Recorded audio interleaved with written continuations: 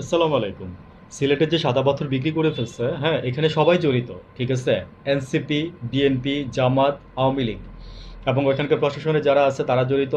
Plus হচ্ছে আপনার আপনার যে এখন পর্যন্ত সারোয়ার আলমকে তো নিয়োগ দেওয়া হয়েছে। দেখেন মানে এখানে জাস্ট এই সরকারের আমলে আপনার এই যে প্রশাসন মানে শুধু প্রশাসন না ভাই, মানে জাস্ট কি বলবো, মানে জাস্ট গোটা সরকারের মানে তন্ত্র, হ্যাঁ, এটার সাথে জড়িত।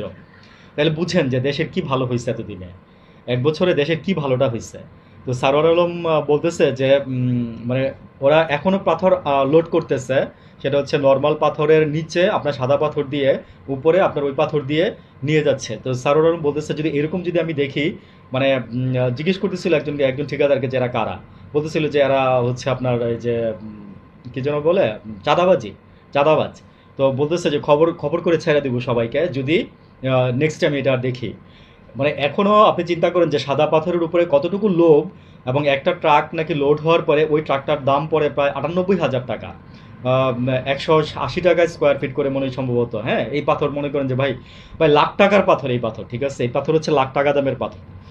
তো এইগুলো নিশ্চয়ই আমার মনে হয় সম্ভবত দেশে তো সেল হবে, তারপরে মানে পার্শ্ববর্তী কান্ট্রিগুলো যেগুলো আছে এবং আদার্স কান্ট্রিগুলোতে চলে যাবে, বুঝছেন? নাহলে এত দাম দিয়ে এই পাথরগুলো কেউ নিত না। তো এখন এই সারোয়ার আলমকে দেওয়ার পিছনে উদ্দেশ্য আমি এটাই বুঝলাম যে আসলে সারোয়ার আলম তো কোনো কিছুর সাথে আপোষ করেন না। আমরা দেখছি ম্যাজিস্ট্রেট সারোয়ার আলম, তাই না? আমরা দেখছি, সবাই দেখছি, তাকে চিনি আমরা। এবং আওয়ামী লীগ সরকার তার যা শুদ্ধ অভিযানের কারণে লাস্টের দিকে আইসা তাকে একটা কোনায় নিয়ে ফেলে রাখছে, বুঝছেন? এই তো করছে আওয়ামী লীগ সরকার, তাই না? যোগ্য লোককে কখনো যোগ্যতা দেয় নাই, মূল্যায়ন করে নাই। এটাই ছিল আওয়ামী লীগের নেচার। তো দেখলাম যে এখানে পুলিশ প্রশাসন থেকে শুরু করে এবং 500 টাকা পর্যন্ত ভাই চাঁদা প্রশাসনের কাছে যায়।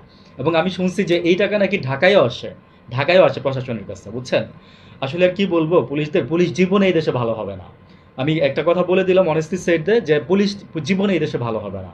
কেমনে ভালো হবে? গাছের গোড়া খারাপ, গোড়া যতদিন খারাপ থাকবে ততদিন পর্যন্ত এই দেশে ভালো কিছু হবে না। আমি এই কথাটা সবসময় বলি, বুঝছেন? আমাদের ব্লাড খারাপ হয়ে গেছে, আমাদের ব্লাড কোনোদিন চেঞ্জও করতে পারবেন না। হ্যাঁ, চেঞ্জ করতে পারবেন। আমার এক চাচা ছিল, সে বলছিল যে সিরিজ দিয়ে যদি রক্ত বের করে নতুন রক্ত ঢোকাইতে পারিস সব জায়গায়, তাহলে যদি এই ব্লাড চেঞ্জ হয়, বুঝছিস? নাহলে এই ব্লাড কোনোদিন চেঞ্জ হবে না। আসলেই আমরা 12-13টা জাতি মিশ্রিত, আমরা এই বাঙালি জাতি। অস্বীকার করতে পারবেন? পারবেন না। ঢাকা ইউনিভার্সিটির টিচারের কোট করে বললাম কথা, হ্যাঁ। মানে লাগলে জানেন ভাই, ডিটেলস বইপত্র আছে আমার এখানে, বলতে ইচ্ছা করে একটা, কারণ ভাই বললে হয়েছে কি জানেন, যে অনেক অনেক কথা বলে, হ্যাঁ, অনেক কিছু জানি তারপরে বলতে মুখ দিয়ে এসে থাকে, তারপরে বলি না।